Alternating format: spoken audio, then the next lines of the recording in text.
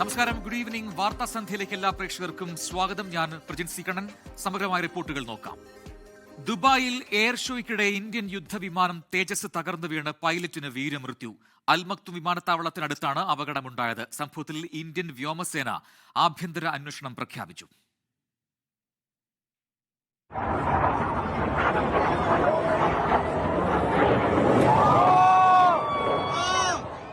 Dubai സമയം ഉച്ചയ്ക്ക് 2:10 ദാരുണമായ അപകടം. ആദ്യ റൗണ്ട് അഭ്യാസ പ്രകടനം പൂർത്തിയാക്കിയതിന് പിന്നാലെയാണ് അപകടം. അഭ്യാസ പറക്കലിനിടെ അതിവേഗം താഴേക്ക് കൂപ്പുകുത്തി വന്ന വിമാനം നിലത്ത് വീണ തീഗോളമായി മാറുകയായിരുന്നു. ഉടൻ രക്ഷാപ്രവർത്തകർ എത്തി തീയണച്ചു. അപകടത്തിൽ പൈലറ്റ് വീരമൃത്യു വരിച്ചതായി അറിയിച്ച വ്യോമസേന സംഭവത്തിൽ ആഭ്യന്തര അന്വേഷണത്തിന് ഉത്തരവിട്ടു. 115 രാജ്യങ്ങളിൽ നിന്നായി 200ഓളം വിമാനങ്ങളാണ് ദുബായ് എയർ ഷോയിൽ പങ്കെടുക്കുന്നത്. ഇന്ത്യൻ വ്യോമസേനയുടെ കരുത്തും അഭിമാനവുമാണ് ഏറ്റവും ഭാരം കുറഞ്ഞ ചെറു സൂപ്പർസോണിക് യുദ്ധവിമാനമായ തേജസ്. ഹിന്ദുസ്ഥാൻ ഡെവലപ്മെന്റ് ഏജൻസിയും ഹിന്ദുസ്ഥാൻ എയറോനോട്ടിക്സ് ലിമിറ്റഡും സംയുക്തമായി തദ്ദേശീയമായി വികസിപ്പിച്ച തേജസ് യുദ്ധവിമാനം 2016 ഇന്ത്യൻ വ്യോമസേനയുടെ ഭാഗമാകുന്നത്. 24 ഡൽഹി. ശബരിമല സ്വർണ്ണക്കൊള്ളയുടെ ബുദ്ധികേന്ദ്രം എ പത്മകുമാർ എന്ന പ്രത്യേക അന്വേഷണ സംഘം. പത്മകുമാർ കൂട്ടുപ്രതികളുമായി ചേർന്ന് ഗൂഢാലോചന നടത്തിയെന്ന് റിമാൻഡ് റിപ്പോർട്ടിൽ പറയുന്നു. സ്വർണ്ണപ്പാളിക്ക് പകരം ചെമ്പുപാളിയെന്ന് ദേവസ്വം യൂണിറ്റ്സിൽ സ്വന്തം കൈപ്പടയിൽ കുറിച്ചെന്നും റിമാൻഡ് റിപ്പോർട്ടിലുണ്ട്. എ പത്മകുമാറിന്റെ ആറന്മുള വീട്ടിൽ SIT പരിശോധന നടത്തി. ഇതുവരെയുള്ള അന്വേഷണത്തിൽ സ്വർണ്ണക്കൊള്ളയുടെ മുഖ്യ സൂത്രധാരൻ എ പത്മകുമാർ എന്ന വിലയിരുത്തലിലാണ് SIT അറസ്റ്റിലേക്ക് കടന്നത്. റിമാൻഡ് റിപ്പോർട്ടിൽ പത്മകുമാർ നടത്തിയ ഇടപെടലുകളെക്കുറിച്ച് വ്യക്തമാക്കുന്നു. ഉണ്ണികൃഷ്ണൻ പോറ്റിക്ക് സ്വർണം വിട്ടുനൽകുന്നതിൽ തീരുമാനമെടുക്കുന്ന ദേവസ്വം യോഗത്തിന് മുൻപ് സ്വന്തം കൈപ്പടയിൽ സ്വർണ്ണപ്പാളി ചെമ്പുപാളിയെന്ന് പത്മകുമാർ എഴുതി ചേർത്തു. ദേവസ്വം യോഗത്തിൽ സ്വർണ്ണപ്പാളി കൈമാറുന്നത് വിശദീകരിച്ചതും പത്മകുമാറാണ്. കൃത്യനിർവഹണത്തിൽ വീഴ്ച വരുത്തുകയും ദേവസ്വം മാനുവൽ ലംഘിക്കുകയും ചെയ്തു. സ്വർണം അപഹരിക്കുന്നതിന് ഒത്താശ ചെയ്തു. തിരികെ എത്തിച്ചപ്പോൾ ആവശ്യമായ പരിശോധനകൾ നടത്താതെ സ്വർണ്ണക്കൊള്ള ഒളിപ്പിക്കുന്നതിന് കൂട്ടുനിന്നുവെന്നും റിമാൻഡ് റിപ്പോർട്ടിൽ പറയുന്നുണ്ട്. എന്നാൽ പത്മകുമാറിനെതിരെ SITയുടെ പ്രധാന കണ്ടെത്തലുകൾ റിമാൻഡ് റിപ്പോർട്ടിൽ ഉൾപ്പെടുത്തിയിട്ടില്ല. സ്വർണ്ണക്കൊള്ളയുടെ ആസൂത്രണം തുടങ്ങിയത് ദേവസ്വം തലപ്പത്തെന്നാണ് കണ്ടെത്തൽ.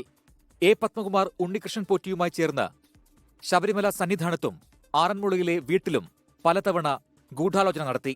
ശബരിമല സ്വർണ്ണക്കൊള്ള വഴി പത്മകുമാർ സാമ്പത്തിക നേട്ടമുണ്ടാക്കിയെന്നും കണ്ടെത്തലുണ്ട്. പത്മകുമാറിന്റെ ആറന്മുളയിലെ വീട്ടിൽ SIT സംഘം തെരച്ചിൽ നടത്തി. ഉച്ചയ്ക്ക് 12:30 ആരംഭിച്ച പരിശോധന 5 മണിക്കൂറോളം നീണ്ടു. നിർണായകമായ രേഖകൾ SIT പിടിച്ചെടുത്തുവെന്നാണ് സൂചന. അതേസമയം അന്വേഷണത്തിന്റെ അടുത്ത ഘട്ടം യോഗം ചേർന്ന ശേഷം SIT തീരുമാനിക്കും.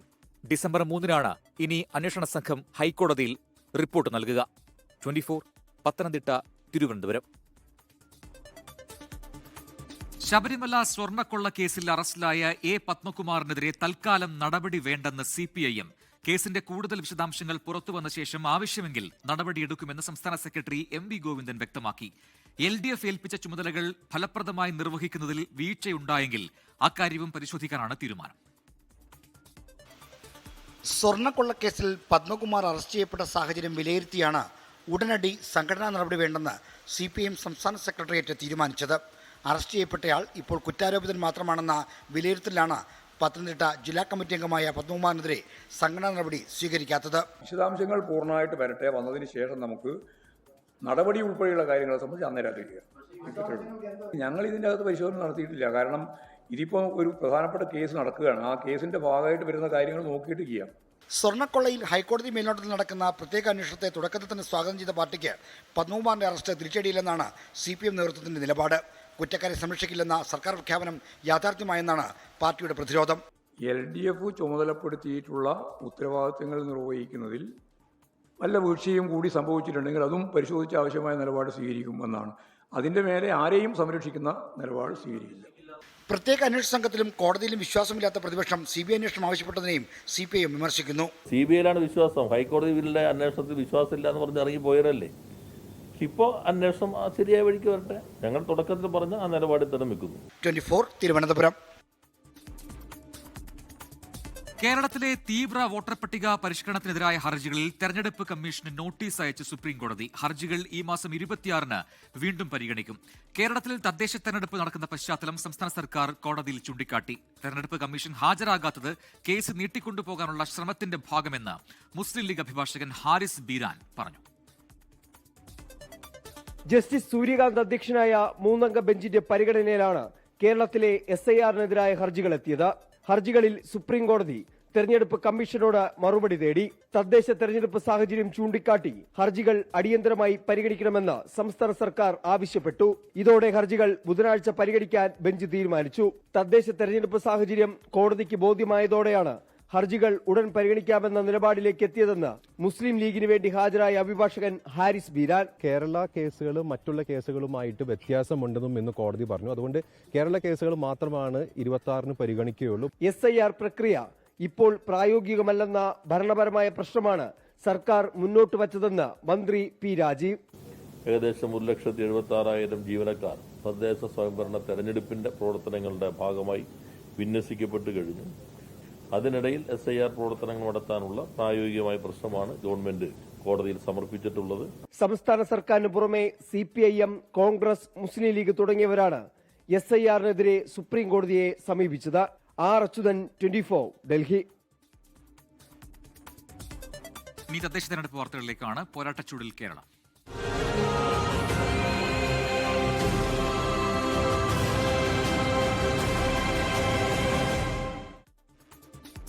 തദ്ദേശ തെരഞ്ഞെടുപ്പിലേക്ക് മത്സരിക്കുന്ന സ്ഥാനാർത്ഥികൾ നാമനിർദ്ദേശ പത്രിക സമർപ്പിച്ചു. 1.5 ലക്ഷത്തോളം പേർ പത്രിക സമർപ്പിച്ചതായാണ് പ്രാഥമിക കണക്കുകൾ. നാളെ സൂക്ഷ്മ പരിശോധന നടക്കും. പത്രിക പിൻവലിക്കാനുള്ള സമയപരിധി തിങ്കളാഴ്ച അവസാനിക്കും. സംസ്ഥാനത്ത് തദ്ദേശ സ്വയംഭരണ സ്ഥാപനങ്ങളിലേക്ക് മത്സരിക്കുന്നതിനുള്ള നാമനിർദ്ദേശ പത്രികാ സമർപ്പണം അവസാനിച്ചു. തൃശൂർ, മലപ്പുറം, കോഴിക്കോട് ജില്ലകളിലാണ് കൂടുതൽ പേർ നോമിനേഷൻ നൽകിയത്. ഇടുക്കി, വയനാട്, കാസർഗോഡ് ജില്ലകളിലാണ് കുറവ് നാമനിർദ്ദേശ പത്രികകൾ ലഭിച്ചത്. നേരിട്ടും നിർദ്ദേശകൻ വഴിയുമെല്ലാം സമർപ്പിച്ച പത്രികകളുടെ സൂക്ഷ്മ പരിശോധന നാളെ നടക്കും. സൂക്ഷ്മ പരിശോധനയ്ക്ക് ശേഷം മത്സരിക്കുന്ന സ്ഥാനാർത്ഥികളുടെ പട്ടിക റിട്ടേണിംഗ് ഓഫീസർ പ്രസിദ്ധീകരിക്കും. തിങ്കളാഴ്ചയാണ് പത്രിക പിൻവലിക്കാനുള്ള അവസാന ദിവസം. തുടർന്ന് റിട്ടേണിംഗ് ഓഫീസറുടെ ഓഫീസിലും ബന്ധപ്പെട്ട പഞ്ചായത്ത്, മുനിസിപ്പാലിറ്റി, നഗരസഭാ ഓഫീസുകളുടെ മുന്നിലും മത്സരിക്കുന്ന സ്ഥാനാർത്ഥികളുടെ പട്ടിക പരസ്യപ്പെടുത്തും. ഡമ്മി സ്ഥാനാർത്ഥികൾ സൂക്ഷ്മ പരിശോധന കഴിഞ്ഞാൽ തിങ്കളാഴ്ചയ്ക്ക് മുൻപ് നാമനിർദ്ദേശ പത്രികകൾ പിൻവലിക്കും. വിമതന്മാരെ പിൻവലിപ്പിക്കുന്നതിനുള്ള തീവ്ര ശ്രമത്തിലാണ് രാഷ്ട്രീയ പാർട്ടികൾ. നാമനിർദ്ദേശ പത്രിക സമർപ്പിച്ചവരാകട്ടെ പ്രചാരണം കൊഴുപ്പിക്കാനുള്ള തിരക്കിലുമാണ്. 24, തിരുവനന്തപുരം. തദ്ദേശ തെരഞ്ഞെടുപ്പിൽ നാമനിർദ്ദേശ പത്രികാ സമർപ്പണം പൂർത്തിയായപ്പോഴും മുന്നണികളെ ആശങ്കയിലാക്കുകയാണ് വിമതരും വ്യാജ പ്രചാരണവും. കാസർഗോഡ് പടന്നയിൽ മുസ്ലിം ലീഗ് നേതൃത്വത്തിനെതിരെ യൂത്ത് ലീഗ് പ്രവർത്തകർ തെരുവിലിറങ്ങി. റാന്നി പഞ്ചായത്ത് 20-ാം വാർഡിൽ ബിന്ദു അമ്മിണി മത്സരിക്കുന്നതായി സമൂഹമാധ്യമങ്ങളിൽ വ്യാജ പ്രചാരണം നടക്കുന്നതായി CPIM പരാതി നൽകി. ഇത് സംബന്ധിച്ച് CPIM ജില്ലാ സെക്രട്ടറി രാജു അബ്രഹാം കളക്ടർക്ക് പരാതി നൽകി. പത്തനംതിട്ട നഗരസഭയിൽ UDF-നെ പ്രതിസന്ധിയിലാക്കി വിമത സ്ഥാനാർത്ഥി രംഗത്തെത്തിയിട്ടുണ്ട്. മുസ്ലിം ലീഗിന്റെ ജനറൽ സീറ്റ് കോൺഗ്രസിന് വിട്ടുനൽകിയതിൽ പ്രതിഷേധിച്ച് MSF ജില്ലാ സെക്രട്ടറി തൗഫീഖ് M. കൊച്ചുപറമ്പിൽ കുലശേഖരപതി വാർഡിൽ മത്സരിക്കും. കാസർഗോഡ് പടന്നയിൽ മുസ്ലിം ലീഗ് ശക്തി കേന്ദ്രങ്ങളിൽ കോൺഗ്രസിന് സീറ്റ് നൽകിയതിൽ പ്രതിഷേധിച്ച് യൂത്ത് ലീഗ് വിമത സ്ഥാനാർത്ഥികളെ നിർത്തി. കഴിഞ്ഞ ദിവസം യൂത്ത് ലീഗ് പഞ്ചായത്ത് കമ്മിറ്റി കൂട്ടത്തോടെ രാജിവെച്ചിരുന്നു.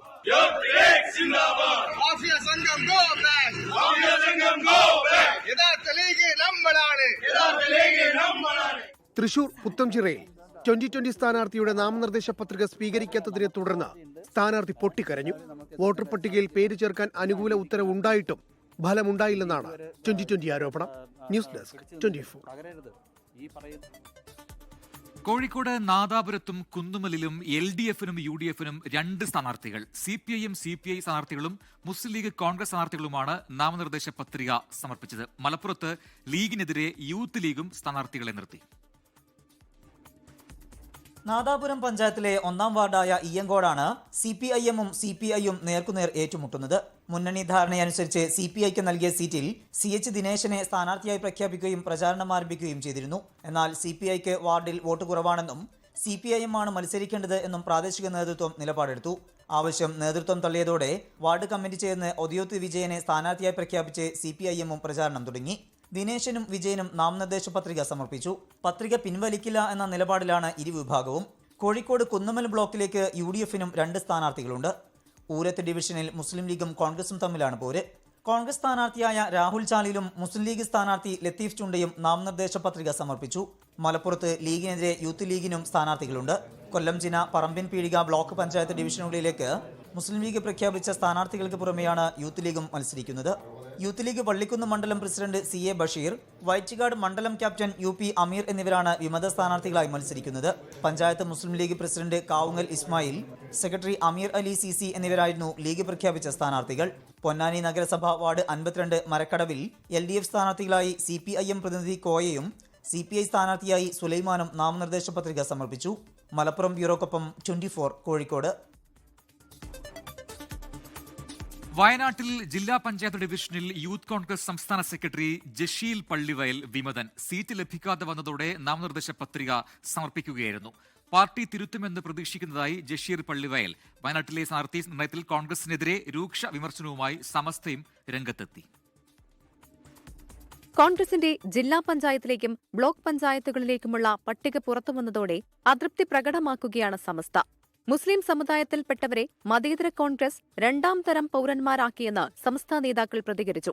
4 ബ്ലോക്ക് പഞ്ചായത്തുകളിലെ 50ലേറെ സീറ്റുകളിൽ പരിഗണിച്ചത് 2 മുസ്ലിം വിഭാഗത്തിലുള്ളവരെ മാത്രമാണ് എന്നതാണ് വിമർശനം.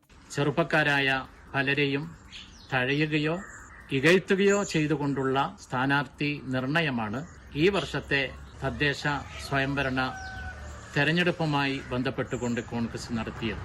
ജില്ലാ പഞ്ചായത്ത് തോമാട്ടുചാൽ ഡിവിഷനിലേക്ക് കോൺഗ്രസ് പരിഗണിക്കാത്ത സാഹചര്യത്തിൽ യൂത്ത് കോൺഗ്രസ് സംസ്ഥാന സെക്രട്ടറി ജഷീർ പള്ളിവയൽ നാമനിർദ്ദേശ പത്രിക സമർപ്പിച്ചു.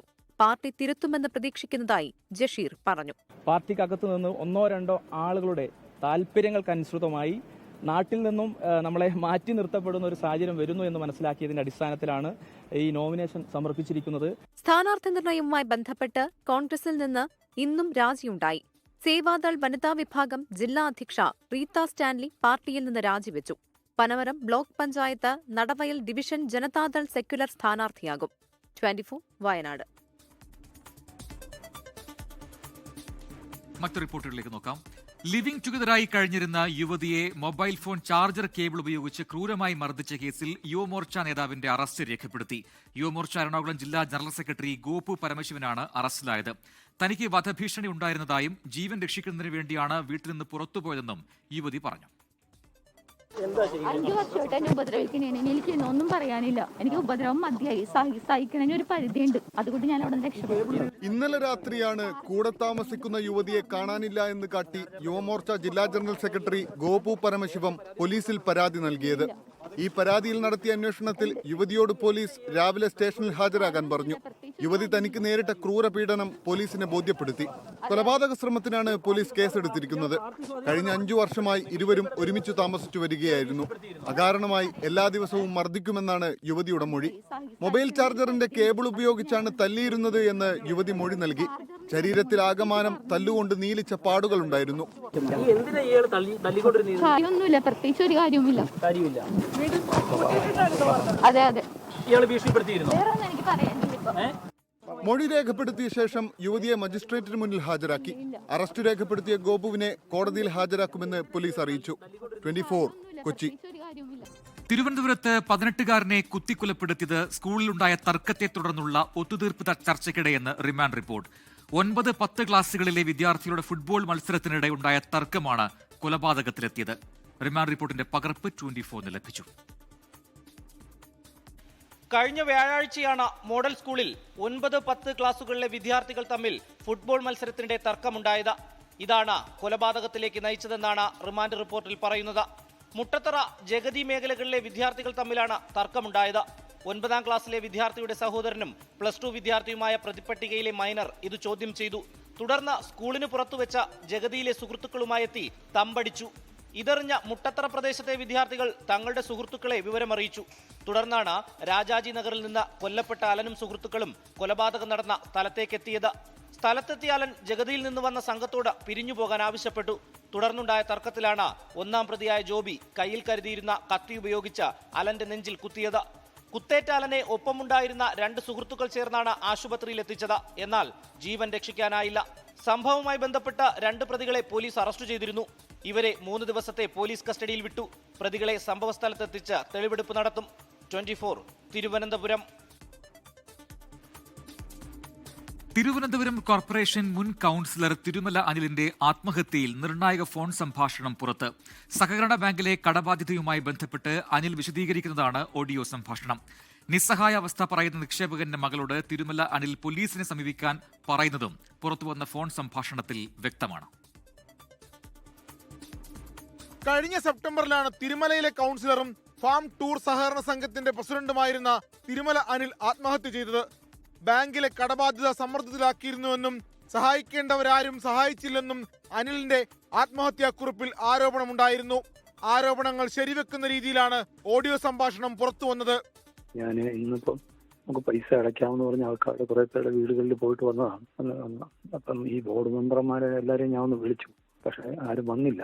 അപ്പൊ നാളെ ഒന്ന് രാവിലെ ഞാൻ വിളിക്കാം, നമ്മെ കൊണ്ടൊന്ന് ആയിട്ടൊന്ന് സംസാരിപ്പിക്കണം, എന്നെ അവിടെ വിളിപ്പിക്കട്ടെ. തന്നെ ഓണം കഴിഞ്ഞതോടുകൂടി മക്കളെ എല്ലാം ഒരു തിരിച്ചടവും വരാതെ. മരിക്കുന്നതിന് തൊട്ടു മുൻപ് സഹകരണ സംഘത്തിലെ നിക്ഷേപകന്റെ മകളുമായി നടത്തിയ ഓഡിയോ സംഭാഷണം ആണെന്നാണ് വിവരം.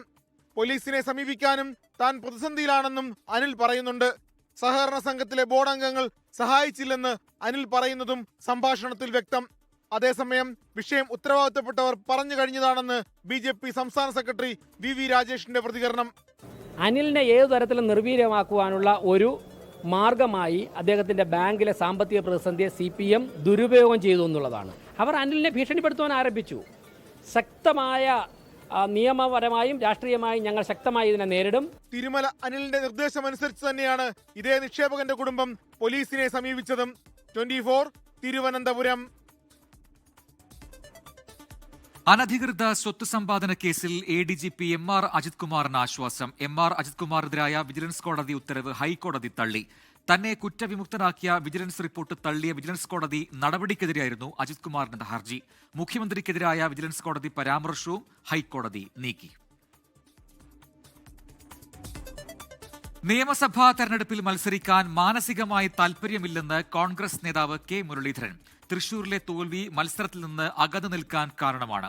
മുഖ്യമന്ത്രിയാകണമെന്ന ആഗ്രഹമില്ല. ശശി തരൂരിന്റെ നിലപാടുകളിലെ അതൃപ്തി നേരത്തെ വ്യക്തമാക്കിയതാണെന്നും K മുരളീധരൻ 24ന്റെ ഫോർ ദ പീപ്പിൾ പരിപാടിയിൽ പറഞ്ഞു. തദ്ദേശ തിരഞ്ഞെടുപ്പിൽ കോൺഗ്രസ് വലിയ വിജയം നേടുമെന്ന ആത്മവിശ്വാസത്തിലാണ് K മുരളീധരൻ. തിരുവനന്തപുരത്തിന്റെ തെരഞ്ഞെടുപ്പ് ചുമതലയിൽ വലിയ വിജയം പ്രതീക്ഷിക്കുന്നു. പുനഃസംഘടനയിൽ അതൃപ്തികൾ ഉണ്ടായിരുന്നെങ്കിലും ഇപ്പോൾ പാർട്ടിയുടെ വിജയമാണ് മുഖ്യമെന്ന് K മുരളീധരൻ. ഈ പുനഃസംഘടനയിൽ K മുരളീധരൻ അതൃപ്തി ഉണ്ടായിരുന്നു എന്ന കാര്യത്തിൽ അതൃപ്തിയുള്ള കാര്യം ഞാൻ തുറന്നു പറയാറുണ്ട്. പാർട്ടി ജനാധിപത്യ പാർട്ടി ആയതുകൊണ്ട് പ്രശ്നങ്ങൾ ഉണ്ടാകും. ഞാൻ പറയില്ല, അഭിപ്രായങ്ങളടുത്ത് അഭിപ്രായ വ്യത്യാസങ്ങൾ ഉണ്ടാകും. ഇനിയൊരു തെരഞ്ഞെടുപ്പ് മത്സരത്തിനുണ്ടോ എന്ന ചോദ്യത്തിന് മാനസികമായി താൽപര്യമില്ല എന്ന് മറുപടി. തൃശൂരിലെ തോൽവിയുടെ ആഘാതം അതിൽ പ്രധാന കാരണം. തൃശൂരിൽ കാലുവാരിയത് ആരാണെന്ന് വ്യക്തമായി അറിയാം. മുഖ്യമന്ത്രിയാകണമെന്ന മോഹം തനിക്കില്ലെന്നും തുറന്നു പറച്ചിൽ. എനിക്ക് അങ്ങനത്തെ ആഗ്രഹങ്ങളൊന്നുമില്ല. കാരണം ആവശ്യമില്ലാത്ത ആഗ്രഹങ്ങളൊന്നും നല്ലതല്ല. ഇപ്പോഴും ഇലക്ഷൻ മത്സരിക്കാനും മൂടിലേക്ക് ഞാൻ എത്തിയിട്ടില്ല. അതിനെന്താണ് കാരണം? അതിൻ്റെ കാരണം ഈ ഒരു പക്ഷേ തൃശ്ശൂരുണ്ടായ തിരിച്ചടിയായിരിക്കാം അതിൻ്റെ കാരണം. തൃശ്ശൂർ എന്നെ കാലുകാരിയത് ആരാന്നൊക്കെ ജനത്തിനറിയാം. ശശി തരൂരിന്റെ നിലപാടുകളിൽ വ്യക്തമായ അതൃപ്തി അറിയിച്ചിട്ടുണ്ട്. മറ്റു കാര്യങ്ങൾ പാർട്ടി ഹൈക്കമാൻഡ് തീരുമാനിക്കും. ലൈംഗികാരോപണ കേസിൽ രാഹുൽ മാങ്കൂട്ടത്തിൽ തെറ്റ് ചെയ്തിട്ടുണ്ടെങ്കിൽ ഉറപ്പായും ശിക്ഷിക്കപ്പെടണം. ശബരിമല സ്വർണ്ണക്കൊള്ളയിലെ അന്വേഷണത്തിൽ ഇപ്പോഴും സംശയങ്ങളുണ്ട്. തദ്ദേശ തെരഞ്ഞെടുപ്പിൽ BJPയിലേക്ക് കൊഴിഞ്ഞുപോയ കോൺഗ്രസ് വോട്ടുകൾ തിരികെ വരുമെന്നും K മുരളീധരൻ പ്രതീക്ഷ പ്രകടിപ്പിച്ചു. News desk 24. ഗുരുവായൂർ ക്ഷേത്രത്തിൽ ദർശന സമയം കൂട്ടുന്ന കാര്യം ആലോചിക്കണമെന്ന് ഹൈക്കോടതി. തന്ത്രിയുമായി ആലോചിച്ച് തീരുമാനമെടുക്കണമെന്നും ക്യൂ സംവിധാനത്തിൽ ശാസ്ത്രീയമായ പരിഷ്കാരങ്ങൾ വരുത്തണം. ആഴ്ചയിൽ 2 ദിവസം ഓൺലൈൻ ബുക്കിംഗ് വഴി വരുന്നവർക്ക് മാത്രമായി മാറ്റിവെക്കണമെന്നും ഹൈക്കോടതി പറഞ്ഞു. നിലവിലെ രീതി സ്ത്രീകൾക്കും പ്രായമായവർക്കും കുട്ടികൾക്കും ബുദ്ധിമുട്ടുണ്ടാക്കുന്നതാണെന്നും ക്ഷേത്രത്തിൽ സുരക്ഷിതമായി ഉൾക്കൊള്ളാൻ കഴിയുന്ന ഭക്തരുടെ പരമാവധി എണ്ണം കണക്കാക്കണമെന്നും ഹൈക്കോടതി നിർദ്ദേശിച്ചു.